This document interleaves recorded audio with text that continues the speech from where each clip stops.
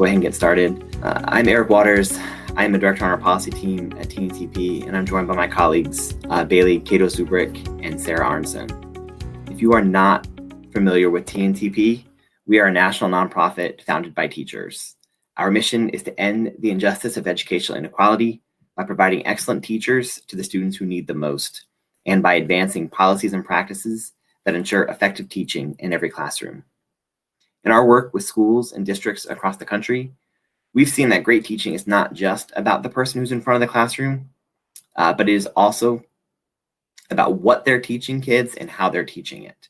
We believe the key to meaningfully improving the quality of education kids receive is by meaningfully improving the three elements of great teaching, and that's talent, content, and instruction. At the same time, we want to ensure that those improvements can be sustained over time through smarter policy. You may have also seen or been familiar with one of our national reports. The most recent was the Opportunity Myth in 2018.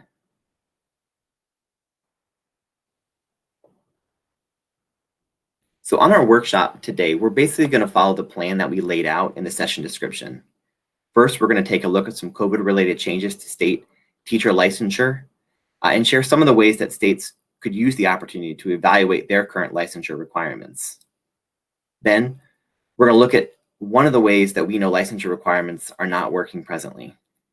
Finally, we're going to talk about some of the other things that states could be doing by sharing a bit about TNTP's own bar for recommending teachers for licensure and the teacher prep programs that we run.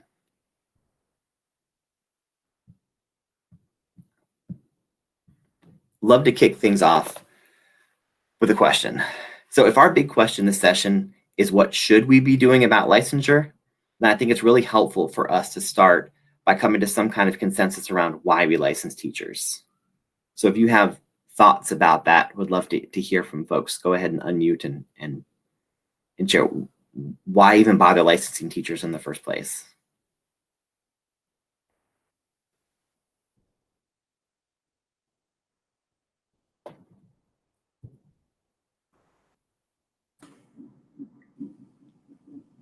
And just so you guys will know, you have to put your hand up to unmute yourself or to have a moderator unmute you. So feel free to put your hand up if you have something you'd like to contribute.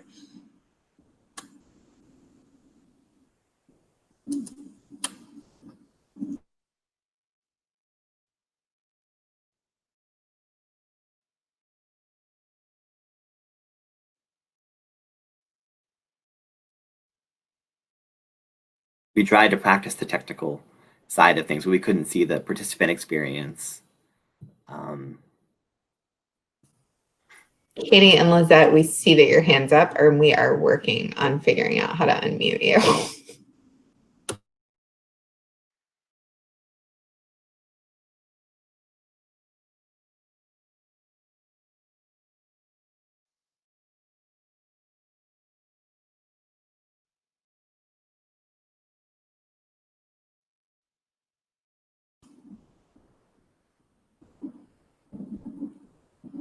Go ahead, Lizette, if you want to jump in.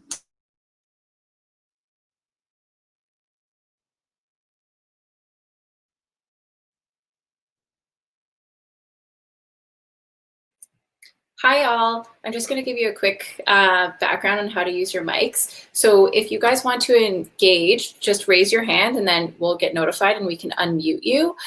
But you will also have to enable your microphone. So if you go to the top of your screen, the little wrench sign, you can click on that and then click what microphone you'd want to engage, and then we'll be able to unmute you and we can hear you. If you don't have a mic, you can always write in the text box, and then the speakers will be able to read your question there and respond there.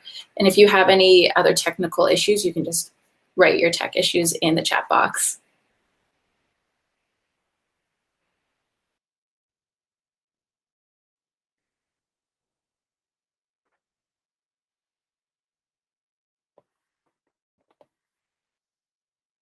Did that work for anyone?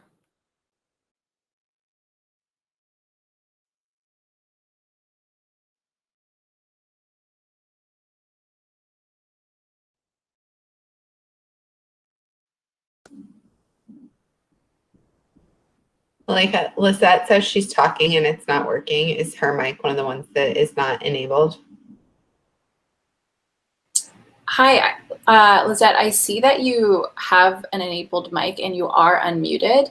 There might be a tech issue on your end where your computer's not picking up your sound. One way to fix that is just to refresh the page, which would mean you'd leave the presentation and come back in. If you don't want to have that disruption, I would just suggest typing in your question.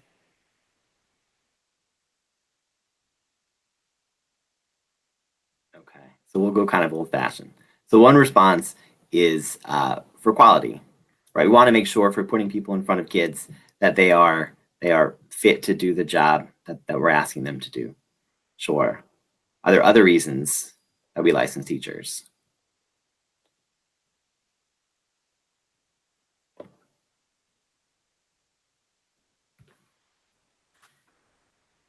Accountability. I would love to ask you to say more, but that doesn't, not going to be good.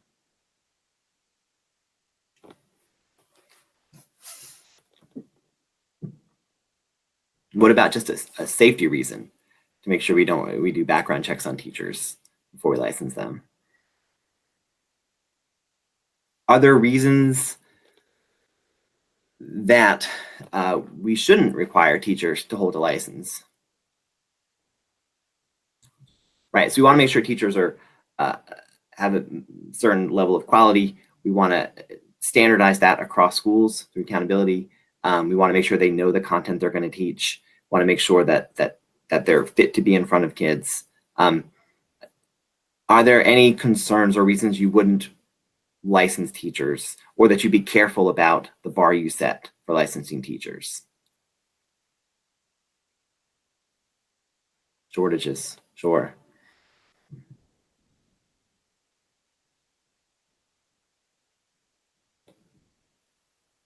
Yeah, so we're thinking about licensure as a balance between all the things that we mentioned while also not driving people out. I think another reason is if you set the wrong bar, you may keep people out who could be good at the job.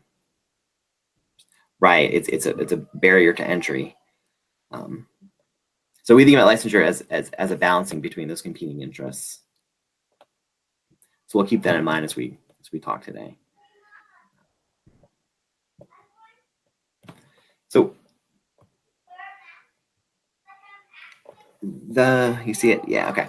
At the start of the COVID pandemic, schools were closed along with many non-essential businesses like praxis and other testing centers. And that left new and prospective teachers scrambling to meet requirements.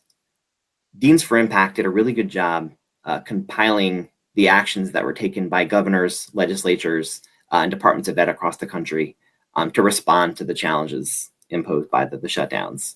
And so you can see in the map that 48 out of 50 states either revised an existing license or waiver that they had, or they created a new license or waiver. The substance of the changes that were made varied by state, but were things like curtailing clinical requirements or postponing or waiving testing requirements. We think about the testing side. What that means for 2020, at least, and for some states into 2021, is that there are new teachers in most states who have begun teaching as the teacher of record without having passed one or more of their general knowledge or content tests. So we set this bar for teachers to ensure a level of quality, and we are allowing teachers to teach who have not met what we set as that initial bar. At the same time, I want to point out that it's not entirely unprecedented, that many states have emergency licenses to fill vacancies or have flexibilities built into their licensure requirements that allow teachers to begin teaching as the teacher of record before they've passed those tests. So it feels like it is a new situation, but it is not as unprecedented as it seems. So the question, or the first thing we want to share, sort of how states can use this opportunity to think about whether their requirements are doing the first set of things that we identified, and not the second, or whether it's striking the right balance. So I'll turn it over to my colleague, Bailey, who leads our TNTP's practices and impacts team.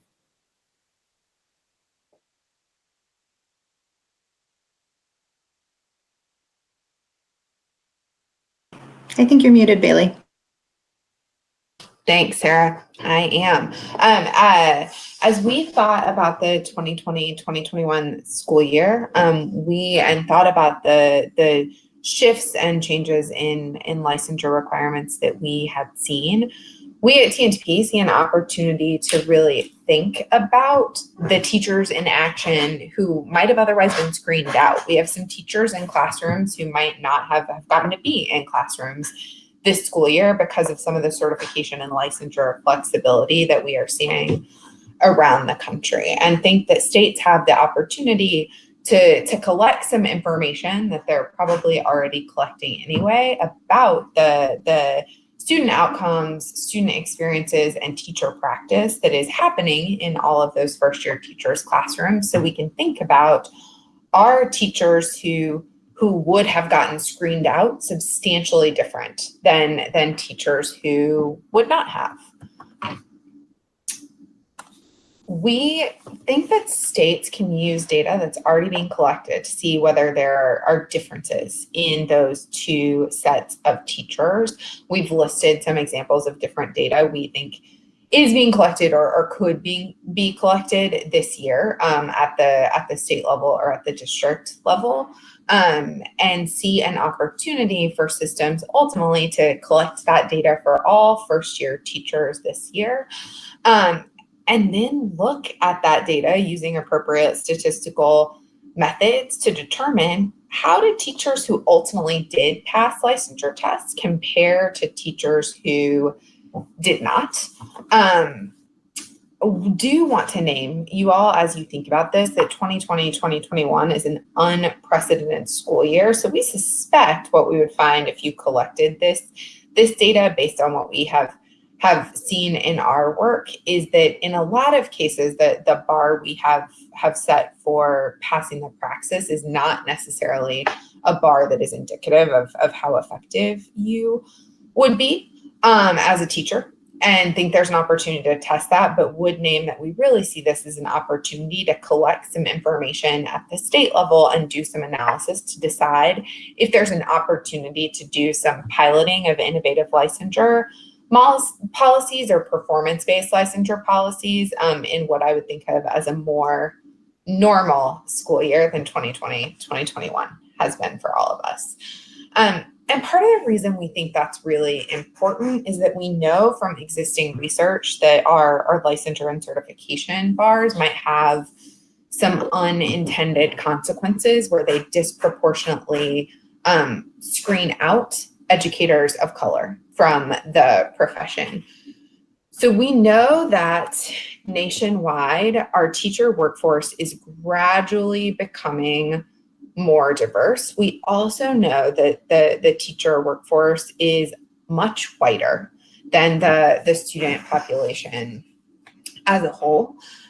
We're losing teachers of color from the profession at a faster rate than we're losing white teachers, but we also know that we're losing potential teachers of color before they come into the classroom, and that there are missed opportunities throughout the pathway of getting into the classroom, where if you think of getting into the classroom as a funnel where candidates of color fall out of the funnel. Some of that is in post-secondary enrollment, but some of that is in who chooses to enter educator prep, which folks who enter and go through educator prep ultimately enter the workforce, and ultimately which teachers are fully certified.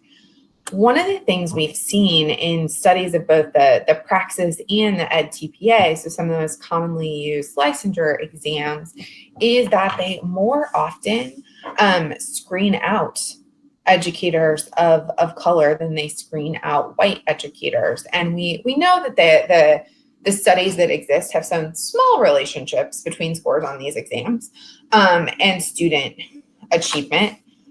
But we also know that with this disproportionate screen out rate that we are leaving something really important on the table. So there's a lot of evidence that teachers of color are critical for improving outcomes for all kids, but especially students of color. There are studies that demonstrate that teachers of color ultimately introduce all students to diverse perspective, but they also hold much higher expectations for students of color than white teachers tend to.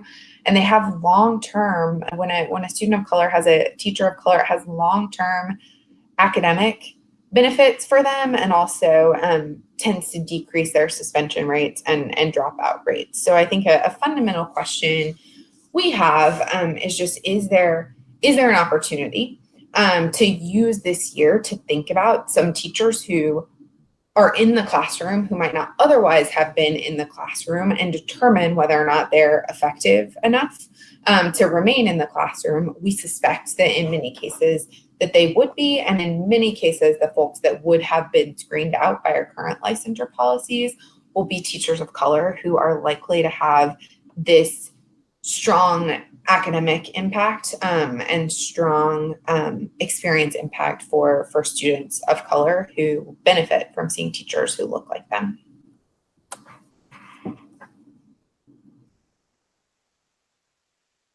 So we'd love to open it up to the group again, to ask if we feel like current licensure requirements are striking the right balance that we identified earlier.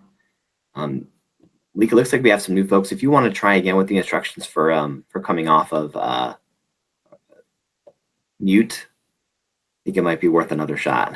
We can do this by text or by chat. I think it's worth We can try one more time. Yeah, so if you guys wanted to say a comment, just raise your hand and we'll see that your hand is raised, and then we can unmute you and put you on live, and then you can tell us your comment, and then we'll pop you back off. And if for some reason you aren't able to, you can write your question in the chat box. And to note that to be able to speak, you'll have to have a microphone enabled, which you can do by clicking the little wrench on the top of your screen.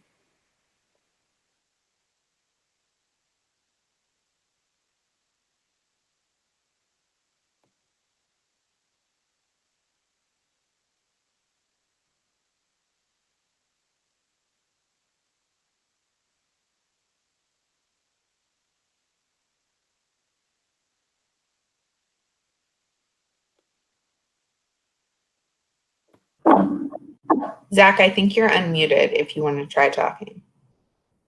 So yeah, I had a question about this, and it came up a couple years ago in Indiana. There was a bill to allow like scientists who want to teach biology, for instance, on Friday afternoons, a quicker way into the teaching profession. And obviously the traditional route teachers got upset by that because, okay, you're giving them an easy way into this profession.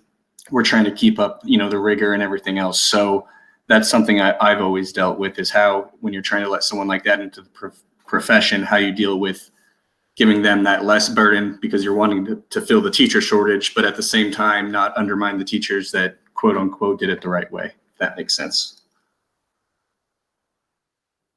Sure. I mean, I think that's the tension, right? It's like, is the burden in service of outcomes we're trying to get, or is it just a burden?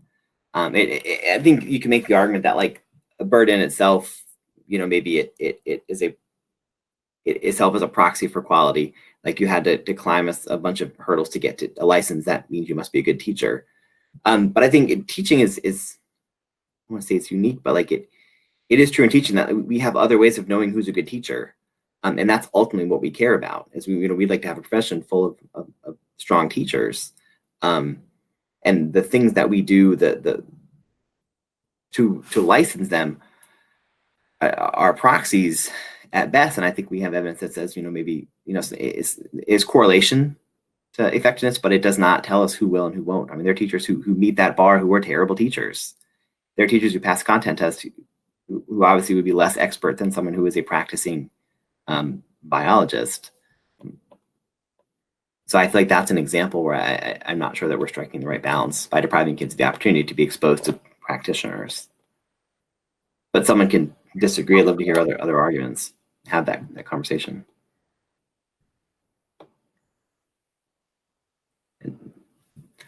So if you are not, okay, hand raised. Did it work? Hello? Yes, please. Yeah, so I have a comment and kind of a question. So you mentioned like the different kind of metrics you can use to determine if someone's eligible. And one of the things we were always hearing was, okay, well, yeah, maybe they didn't go to college to be a teacher, but they have this expert knowledge from, the work they did. And those were the teachers that actually were the most impactful in my life. So, the teacher that has a full-time job and then comes in the evening and tells you about that experience. So that work experience might be more valuable than, passing some teacher licensing exam, if you want to be honest about it. So outside of, passing an exam or, for instance, having that work experience, what other metrics could we look at to determine whether they're qualified or not? Sarah, Bailey, I don't know if you want to talk a little bit about it. So TNTP, we run teacher recruitment and training programs where we screen for candidates. I mean, like what you're describing, Zach, is the Teach for America like insight, is that people who didn't go to college to be teachers can be great teachers.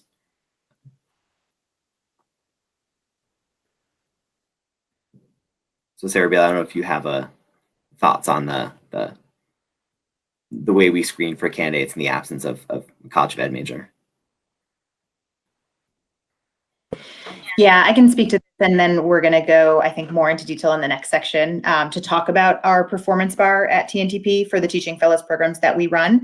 But there is a screen before you get into that classroom. You have training over the summer. You are, and certainly there are certain state requirements that you need to meet in terms of credit hours, et cetera, that are, specific to states. But really thinking about like, what can you do in the classroom and what are we seeing? And then how do we make that decision based on your work with students? And so for us, that happens, there was a first screen over the summer. We want to make sure that people are ready to get into that classroom, that they are at a certain level. But then we have a performance bar that is, an evaluation system that takes place across their whole first year of teaching. So at TNTP, in a lot of places, we are a certifying agent. And so we are able to say at the end of that year, did you meet that bar based on how you did with your kids, with your students, versus based on how you did on a paper test. And so I think that there are a lot of ways, and I will go into that in a few moments. I think we had a few other hands raised as well, but we have a multi-measure system of evaluation and assessment and development as well to support our new teachers to ensure they're getting the feedback that they need to continuously develop and grow. Yeah, I don't want to speak, but I think what Sarah's saying is like, we, in our experience training teachers, that we haven't found something that helps us guess who's going to be good, short of watching them teach. Were there other hands raised? Or if you've got a thought and you're not accessible to a mic, go ahead and drop your comment in the chat.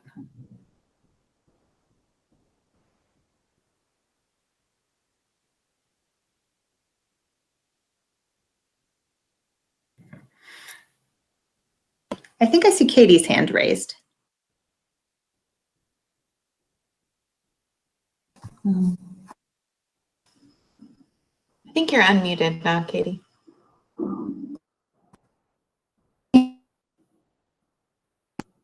Oh, can you hear me now? Yes, go for it, Katie. I think I'm based in Arizona, and one thing I like that we have is our State Board of Education can approve certain degrees to teach. And so that seems to be a good balance. I find that you do have this vetting committee that says, okay, does this meet the rigor of teaching a subject matter? And also recruiting people from different professions to teach in Arizona. That seems to be working really well.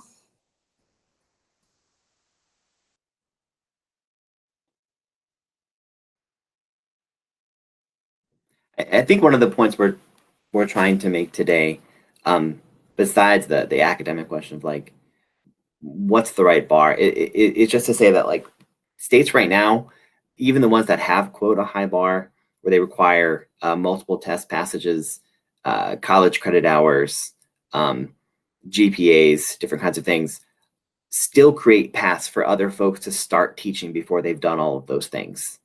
And I would say, if you're allowing teachers to teach before they pass the test, is that really an absolute requirement, just something you're doing out of habit? Especially up against the unintended consequences maybe of who we're keeping out of the profession.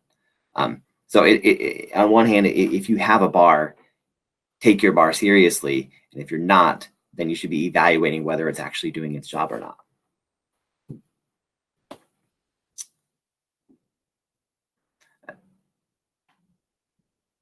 Other thoughts or questions in the chat? Because Sarah hinted at it, but that we do things a little differently with our own programs. Yeah, I just want to take a moment and respond to Zach's question around how has virtual learning impacted teacher observation. And, you know, certainly we have had to, in our teacher training programs, make changes this year to ensure that our teachers are getting the support that they need. We are doing a lot of virtual coaching, and we have done virtual coaching before, but actual coaches like plopping into classrooms when teachers are virtual and giving feedback, looking at student work, and making sure that our new teachers are getting that feedback. So while there have been shifts, I do think like we are still able to make that happen and ensure that our teachers are getting observed and they're getting the feedback that they need to grow and develop.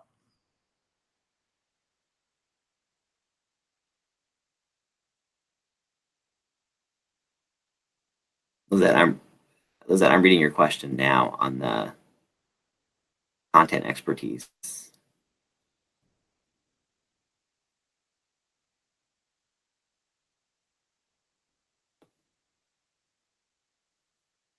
you're saying that there's a program that targets teachers in high need fields, which are by nature difficult college undergrads. And so there's a separate GPA requirement. Yeah, go ahead.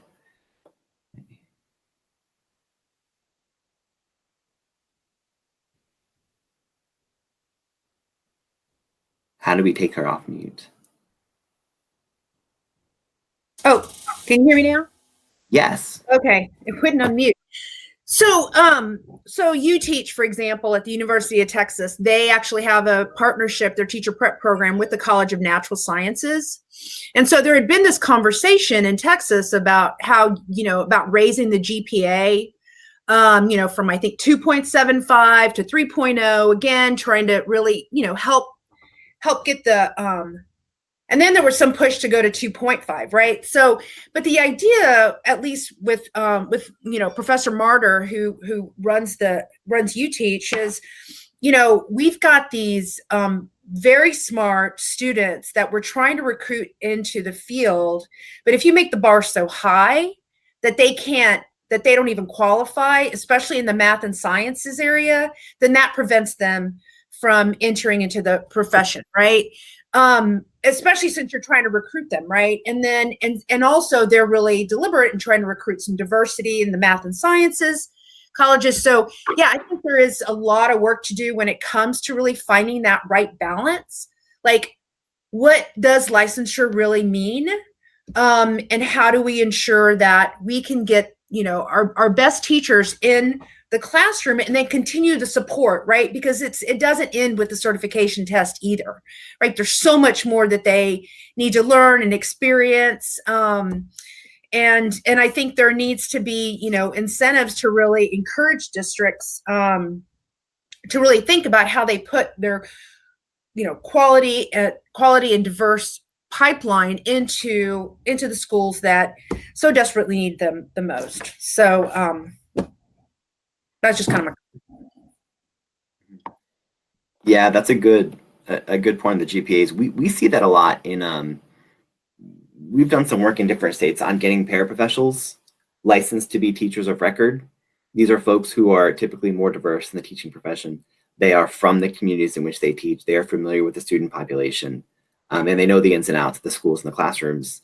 But we find that there are GPAs, one of the barriers that keeps them from becoming licensed. In some cases, you have folks who went to college 10 years ago or longer. And so is GPA really the best way to measure how good they're going to be at teaching kids? And I think it's pretty easy to say no. On the GPA point, I think that's one of the places where there's been some activity in the policy space over the past couple of years, with states adding some flexibility allowing a cohort GPA, so you can let some folks who have lower GPAs into the program, giving other ways to pass it, whether it's if you pass the practices, you don't need to meet the GPA bar. But ultimately the question is, and this is one of the things I identified earlier is why you might license, is that content knowledge piece. And the question is, how well tailored is that to what they'll be doing with students in classrooms? I mean, I am sure that there are teachers with 4.0s who are not good at moving kids. And we've seen experienced teachers, the reason that we have some flexibility around GPAs is that teachers with lower GPAs who may not otherwise have been in before the flexibility are able to start teaching and do really well with their students. So I understand wanting to have a knowledgeable, high credentialed population in teaching, but our experience says that there are plenty of people that doesn't mean they're going to be a good teacher, and there are people who would be good teachers who don't need that. Other thoughts on the balance?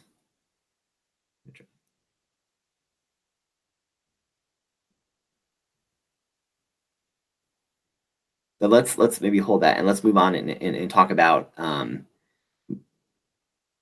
the way that TNTP sees as a better predictor, a better bar for licensing teachers. So I want to pass over to my colleague Sarah, who you've heard from a little bit already. She leads our new teacher preparation and development team at TNTP. Thanks, Eric. So I think our hope here is really to give you an example of how we focus on this at TNTP, and then to really broaden and start a discussion around what other things could we be thinking about in terms of licensure. So a few years back, we really wanted to understand the performance of our new teachers, and so I think Eric mentioned, like, TNTP is an organization that does research and writes policy briefings and really practicable recommendations. And so we looked into, we run a lot of new teacher programs where we are the certifying agent, as I mentioned, and we wanted to be able to understand how are our new teachers performing against a real performance bar, a robust multi-measure performance bar. And what we found, you see some of the highlights on this screen, like we should not be thinking about the first year of teachers as a warm-up lap. We should be thinking about this as a really, really important year in their development. And we should be thinking about, like, how do we assess them? So we learned that first year teachers perform at different rates and levels and improve at different rates.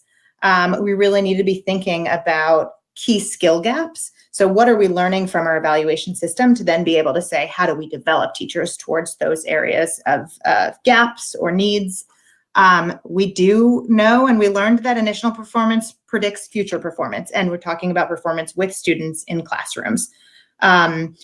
Multi-measures, and we'll talk about what those measures are in our performance bar, they really tell the same story about a teacher's performance and potential. And we know that novice teachers are really responsive to feedback and really can improve quickly if given the development supports the skills. And so, we've created an assessment of classroom effectiveness to really measure performance of our teachers and to ensure that they are that high quality that they should receive certification, right? Like, we don't think about it as just a barrier. We're thinking about it like, how are you doing with your students?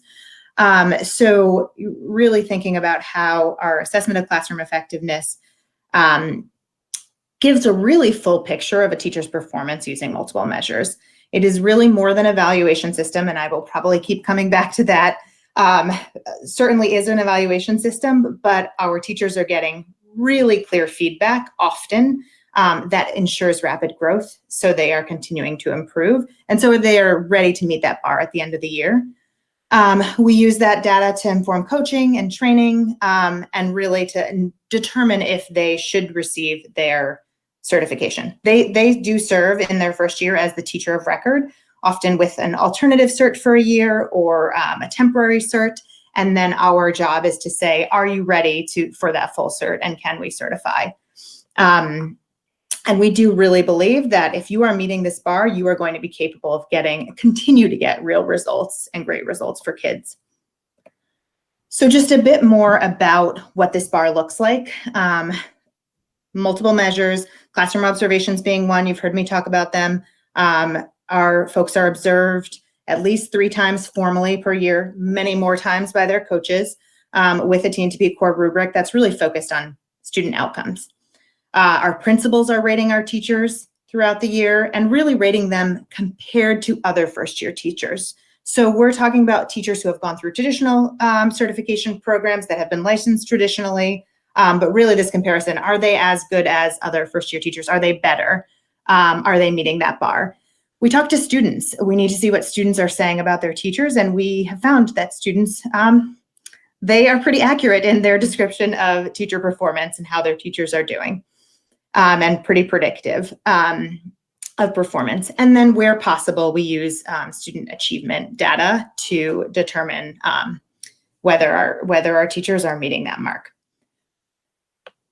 So quite a few different measures that support whether or not a teacher is meeting that bar, and ultimately that happens at the end of the year where we make that determination.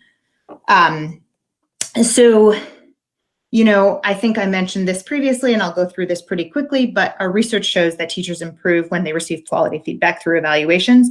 So again, this is not just an evaluation like a certification bar, it is also a development tool. And so we see the need to pair those two together as we are training our teachers and moving towards certification. And then, just so you all see what those outcomes can look like, and we don't need to get into the numbers today, but we do have this pass bar, right, where teachers are completely meeting that bar based on those multiple measures. We have an extension where if a teacher is like close to that bar, they fall short, but we think that they can still develop, we give them another shot. They go into that next year and thinking about how they can continue to improve. And then ultimately, like if someone is not meeting the bar and they have got continued support and they've gotten this feedback all year, we do not recommend them for certification and they don't continue in the classroom. So I went pretty quickly through our assessment of classroom effectiveness and performance bar. And I think, we gave this as an example. This is how we work with our teachers. We have found a lot of success with this, but we really want to think about what else, how else could states think about certifying teachers, and like any reactions to that, that performance bar and that assessment of classroom effectiveness.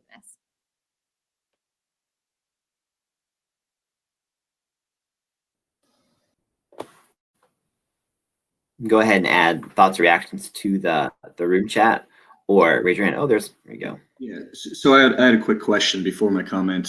So we've talked about them getting certified and everything like that. After certification, are you guys looking at like teacher evaluations, for instance, and how that plays a role? I guess that'd be my first question real quick. And then the reason I asked that, now I'm forgetting where I was going with it. Oh, yes. So in terms of other ways to certify them, I just wanted to bring something to your attention, and you probably already know about it, but I was going to bring up micro-credentials. So I didn't know if you guys had thoughts on that.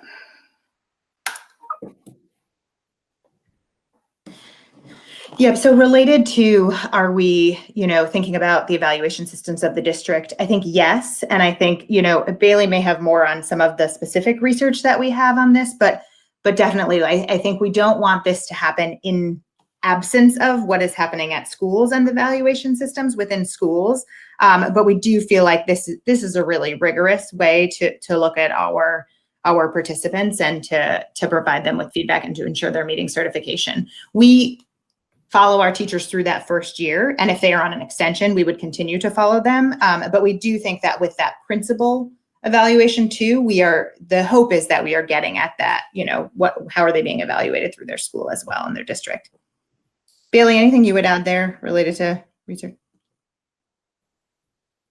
Yeah, I think on the evaluation point, that's right. I mean, we're talking about initial certification and sort of barriers to the profession.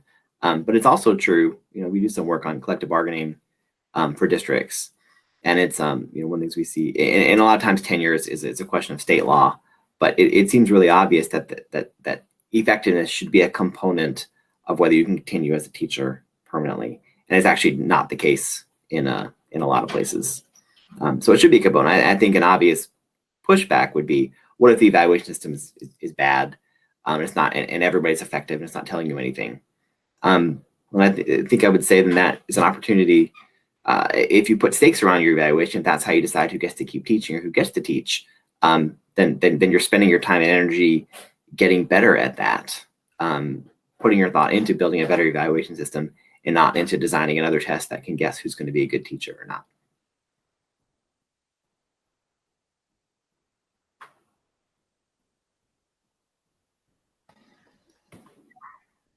So again, and this is on the evaluation part and not necessarily the certification part, but Indiana, again, the home state where I'm from, there was a lot of pushback or a lot of support last year from teachers to eliminate the statewide tests from their teacher evaluations. But then, and keep in mind that 98% of them were rated highly effective or effective. And then when asked, okay, well, if we get rid of this, the statewide assessment as a part of your evaluation, what is it that you want to be a part of your evaluation? And yeah, you'll hear classroom instruction and everything like that, but they would basically say that they wanted subjective measures, and then there wouldn't be any uniformity across the board if, every single evaluation is different. So I don't know if that was a question or a comment, but it kind of deals with the same thing here, but evaluation instead of licensure. So you want to talk about how we weight the components of to get to a score? I think question of whether or not to include student data. I think it's an important component, but it is a component, right? Our system is based on multiple measures, and I think that gives you a more complete picture of teacher performance. Sarah, do we do a weighting or? Yeah, there is a weighting, and I think that I think like all of these components I think are important. I don't have the exact weighting on these slides, but if outcome data or achievement data isn't available, like we still think that we have additional measures to be able to tell a pretty complete picture of participants' performance. I think that student data, right? Like student voice and student surveys are a piece there that I think are pretty important. But certainly, and I can come back to this, Eric, in terms of like the actual weighting, but yes, that we do have a weighting system in place here.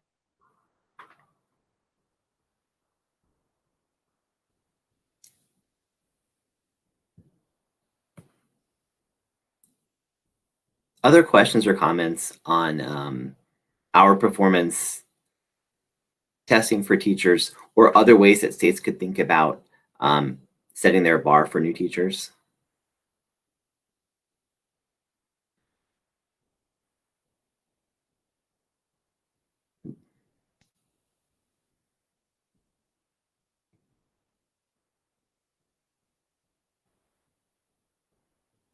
Yeah, so I thought of this earlier, actually, at the beginning when you mentioned the student surveys.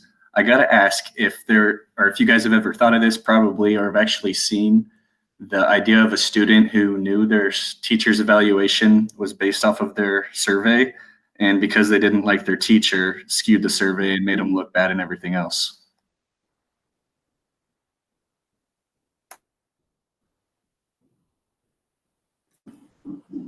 I don't know that I've ever, Zach, heard of that as like a plot of children in terms of, we've done a ton of surveying of kids between ACE and some research we've done. I would say it feels important to me that in whatever performance-based system we design, that there are multiple measures of effectiveness so that one child couldn't like tank a potential teacher's career with their survey responses. But I have never heard of a situation where a kid like intentionally, what I have seen is kids giving pretty consistently honest feedback about their experiences on surveys. So I don't know if that Zach acknowledges in the chat that was just him as a child, which which I love. Zach. Yeah, it's not scientific, but I'd suspect that if you were going to skew your evaluation to take a teacher, it's not a teacher who has taught you a whole lot or that you really like.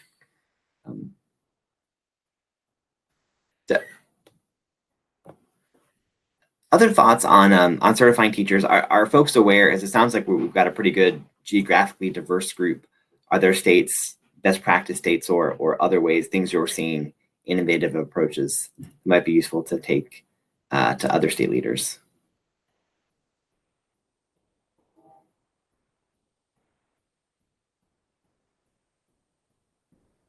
Again, you can use the room chat or the process for raising your hand and coming off mute. We'd love to hear from folks.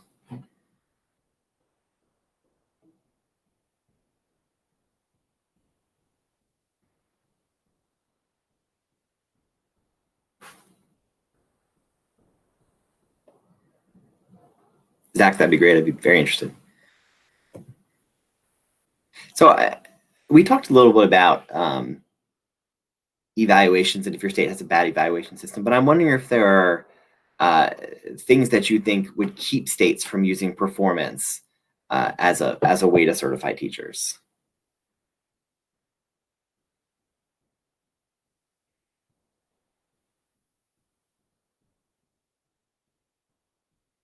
So the question is, if we think performance is a better way of determining who's a good teacher than the proxies we currently use, are there, and we're not aware of other things, is there something about performance, or are there things that would give you pause about using that as a way to certify teachers?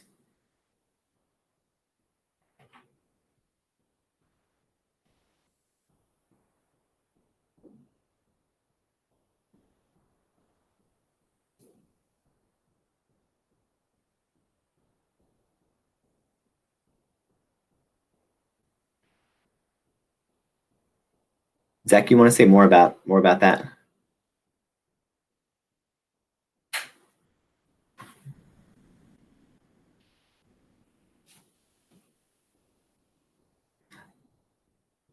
Lizette, what do you mean by mastery?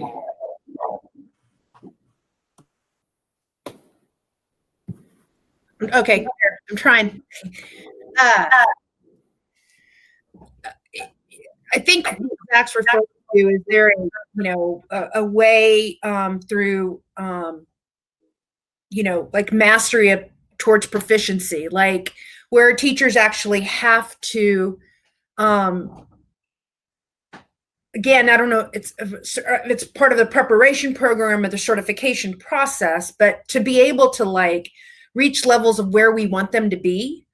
I know that, and also, thinking about like what it is that we really want measured, right? I think one of the things that we've seen and heard about, right, is teacher preparation programs aren't necessarily preparing teachers for the classroom based upon the science of learning and development, the science of reading, the strategies we know that work in math, being able to really think about the research and what it says about fractions, right? And how, because if they can't reach that level of proficiency, they're not going to be able to teach our kids to reach those levels of proficiency.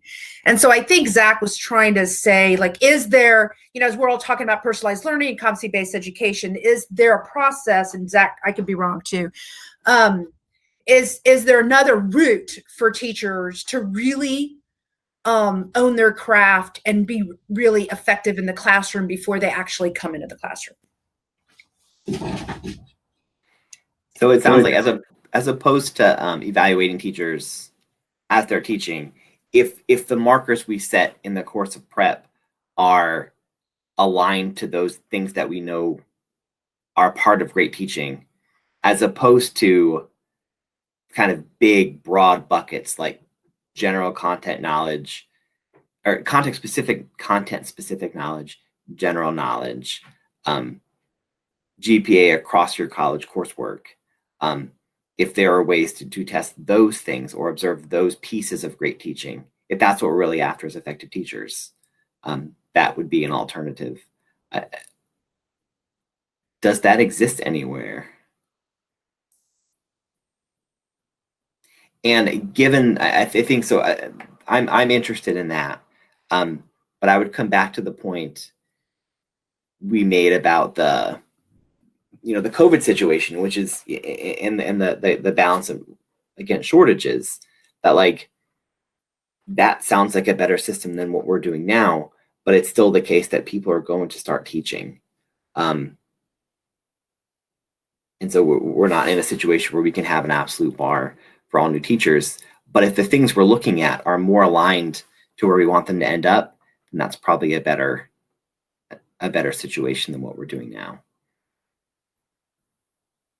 So you're not aware of it. Are other folks aware of that kind of competency-based micro-credential to the aspects of good teaching? Or is that just a good idea?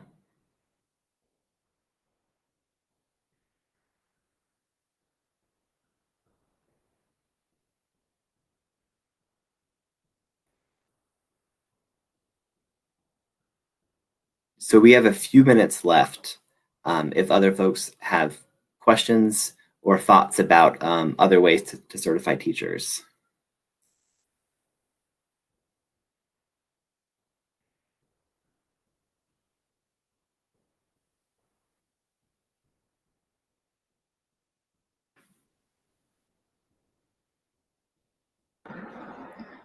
Yeah, so on the micro-credential part, it's mainly so far, to my understanding, been more about professional development and not, front-end certification, maybe a little bit of relicensure, but I think there'd at least be a conversation to have there about how that could play in there. And then one other thing I wanted to mention real quick, and again, this is more on the evaluation side than the certification side, but I do know of some groups looking into what that should look like. So if you're interested in being connected to them about that, happy to do that as well. Yeah, Zach, please.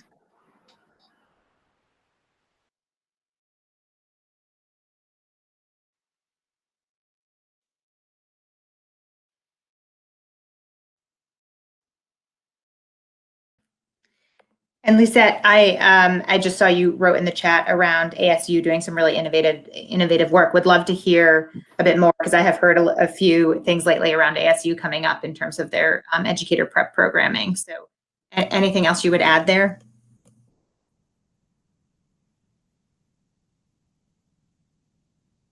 Your hand. Okay, sorry. Figuring all this out.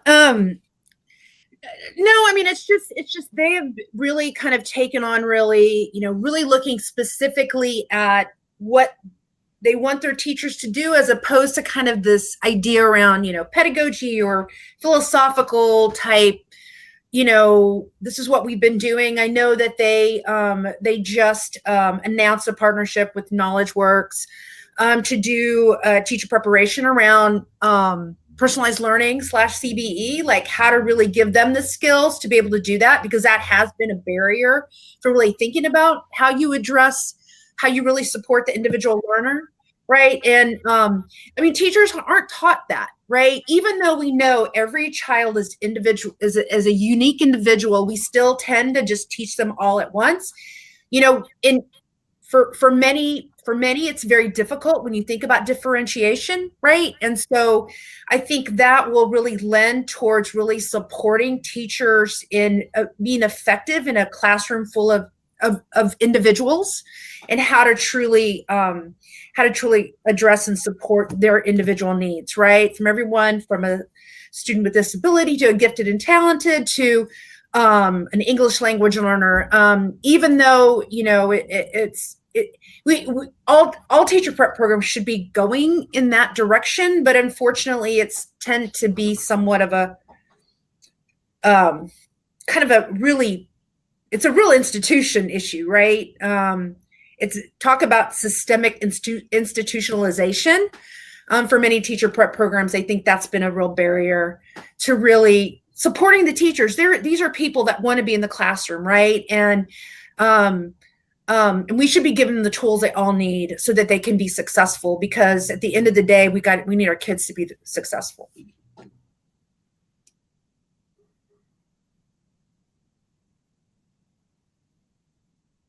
Yeah, I hear in the institutional point, but I wonder from a policy side, if those kinds of things were the components of certification, then your prep programs would naturally have to move at being better in that direction, apart from just sort of program standards. So we've got 2 minutes left. There's a final burning thought.